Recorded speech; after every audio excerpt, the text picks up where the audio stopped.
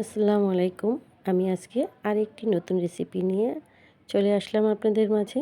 তো আমি এখানে একটা পাউরুটি, একটা আলু সিদ্ধ করে নিয়েছি। তারপরে আপনাদের পছন্দ মতো সব মশলা এখানে দিয়ে বানিয়ে নিতে পারবেন। আমি আমার পছন্দ মতো মশলাগুলো দিয়ে এভাবে আমি চিংড়ি মাছের ভেতরে লাগিয়ে সবগুলো এভাবে বানিয়ে নিব। তো দেখুন আমার এটা রেডি হয়ে গেছে। আমি চিংড়ি মাছটা আগে একটু লবণ দিয়ে মেখে রেখেছিলাম। তো এখানে দেখুন এখন আমি একটা পাতলা ডো করেছি ময়দা দিয়ে। এখন চিংড়ি মাছটাকে ডুবিয়ে এখানে আমি ব্রেড ক্রাম্ব ছিল না, তো এটা আমি জিরা দিয়ে করেছি।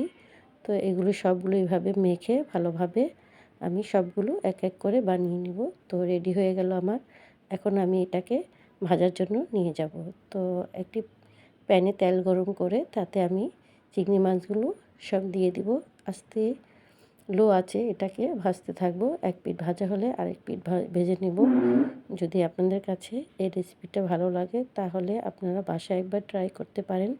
তো আমার এই রেসিপিটা কেমন হয়েছে সবাই আমাকে জানাবেন। আমি সবগুলো নামিয়ে পরিবেশন করে নেব। দেখুন কি সুস্বাদু একটা রেসিপি। ভালো থাকবেন সবাই।